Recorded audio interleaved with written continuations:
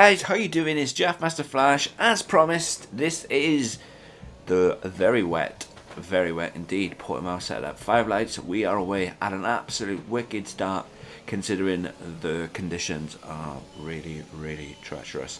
Obviously, I don't do any qualifying, just get straight into it and started on the grid P2.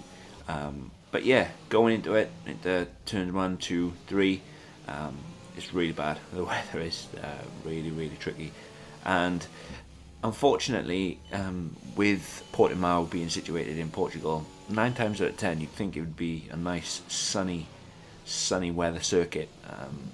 I have raced Portugal a handful of times in league racing, and unfortunately the wet weather has completely outweighed the dry. I think I've raced 5 times and 4 out of the 5 has been wet, or the race started dry and then it's got extremely wet thereafter. But yeah, it wasn't too bad. It wasn't too bad considering the weather. And like I said, I did the first 2 vids on inters, so this one will be on full wets, and then the next one, and then 2 inters, and then 2 wets again, and so on and so forth until every setup is done. I've seen people in the comments asking why I did a Bahrain wet setup, considering Bahrain is in the desert, and simply because it can rain there. I'm not saying that it's going to be of major use, but if there is a setup out there and you do get a league race that is a wet Bahrain, because it does happen, it's not as rare as people may think. There's a wet setup there, but yeah, absolutely enjoyed racing around Portimao in the wet. It's not the first time I've done it, and like I said, I have no doubt it won't be the last either. Portimao is a difficult circuit. Heavy traction zone here. You can get on the gas a little bit too quick, too eager, and the car will spin the rears. This is a tricky turn, especially in the wet. You gotta have it sliding, and right here, this corner is, if you don't get that corner right, unfortunately you are spinning around and going off into the grass. I've seen it happen to so many people. It's very tricky though. I like how Codemasters have done the camera to make it simulate the water on the visor. Sometimes though it can be a really off-putting, especially when the water is coming down the middle of the screen like it is now. It makes it difficult to see, very difficult to see in fact, but it is what it is, and I hope this setup helps. I really do. Me and Verstappen and Perez trading fastest laps at the moment, which is good, which is real good. But yeah, like I said, I enjoy the wet weather, as I got track limits there. Turn 1 track limits is a bit of a joke, but if you go 4 wheels over the edge of the white line, it is track limits, and I can't argue with that. Can't argue with that at all. But yeah, it is what it is. As always, the setup is at the end of the video. Like I said, I'd love to hear from you if it helps. Remember though, as I said before, and I kind of sound like a broken record now, but a setup is only a guide.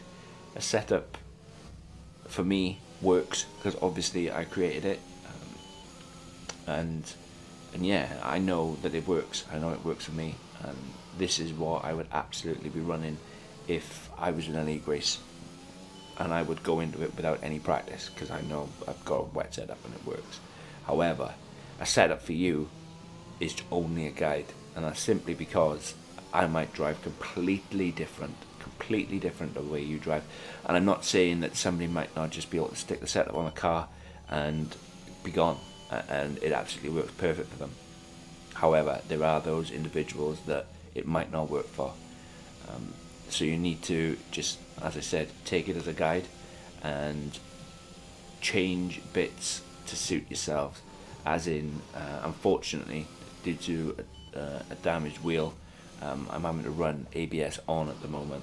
If my wheel wasn't damaged and in perfect working order, I would 100% be running no assists, as I have done. So yeah, the brakes are set at 100% and 50, obviously because the ABS on, you can't lock up. So you need to make sure that those brakes are changed for yourself. I know there's a lot of people out there running Fanatec setups. I know there's a lot of people out there running Thrustmaster, Logitech, but you have to do, or even pad. I can't imagine this setup working too good on pad. Remember, this is a wheel setup and not a pad setup, but it is 100% a race setup, and this is what I would use if I was in a wet league race around Portimao. 100%.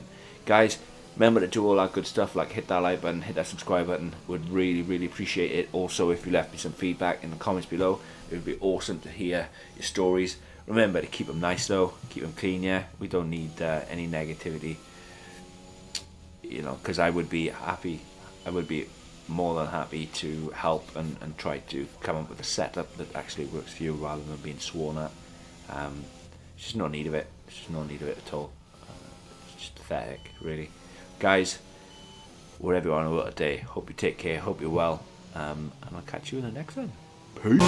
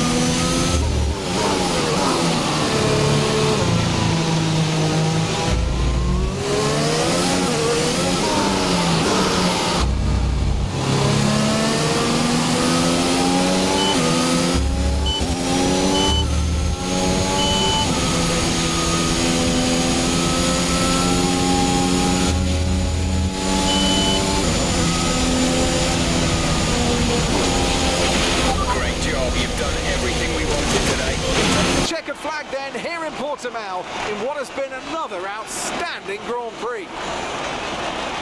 Anthony, tell me, what was it that helped them achieve this success? Well, they clearly have a car that comes alive in the kind of conditions we were dealing with today. It's a very balanced package in the wet, and what that means is that the drivers have confidence to attack, and having that confidence gets you on the power earlier, it lets you brake later, and can put you a long way up the road. So after a magnificent race, we can now see the drivers making their way to the podium. Once again, it's the Silver Arrows who take top spot, a well-earned victory for Mercedes.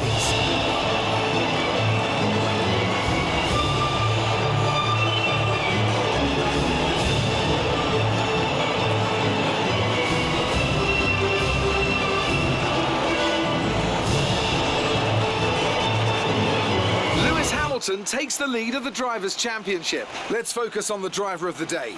Anthony Davidson, who do you pick? It's got to be Lewis Hamilton. I mean, he pulled off some impressive feats out on the track today, even by his standards. Well, Ant, an end to another fantastic weekend of racing. Thanks to everyone who joined us, and we'll see